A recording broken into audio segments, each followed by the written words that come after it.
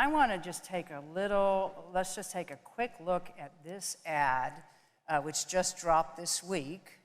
We don't need to look at that ad and give him any attention. Let's look. Let's have a look. We're here in the once great city of San Francisco.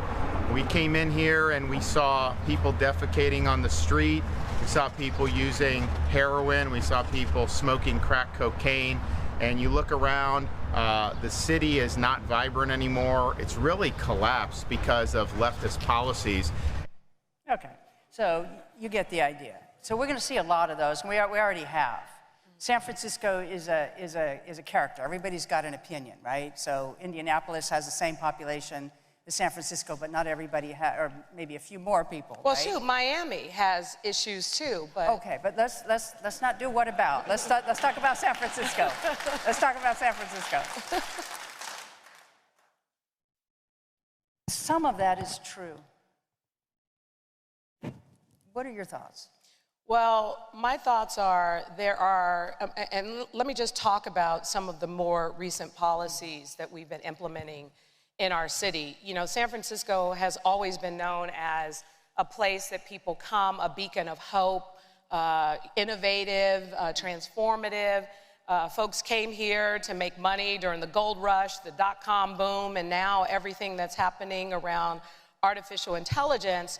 But at the same time, because we're a major city, drugs has been a part of it, whether it was heroin, whether it was crack, and now, unfortunately, opioids, in particular fentanyl, in a whole nother way. And what we found with some of our recent arrests, because we have now, instead of just arresting the dealers, we're arresting people who are publicly intoxicated in particular areas. And that has amounted to about 62 arrests, and 28% of those people had outstanding warrants.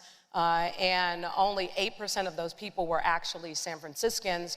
And we're finding people are coming here for so many different reasons, including the ease of access of getting these drugs. And the reason why it's important to start to dig deep and understand the challenges is to focus on the solutions, not just the doom and gloom that everyone's talking about, but how do we get these people into treatment, whether they volunteer for treatment or we are able to force them into treatment? How do we hold people accountable for breaking the law in ways that are killing people? Because the fact is, we're seeing more overdose deaths from opioids than we did during the height of the pandemic. And so this needs to be approached not just from a localized level, but from a state and a federal level. Our governors provided us with some additional resources. Recently, the California Highway Patrol, that's been here for less than 2 months, have confiscated enough opioids, fentanyl in particular, to kill 2.1 million people. And that's just with the CHP, the California Highway Patrol, and the work that they have been doing to assist us. And in fact, the Drug Enforcement Agency, the DEA, as well as the U.S. Attorney Office on the federal level, they all are now getting involved in this because San Francisco, we have a shortage of police officers. We have challenges with enforcing the law. We don't have the capacity completely locally to address the number of challenges that exist here.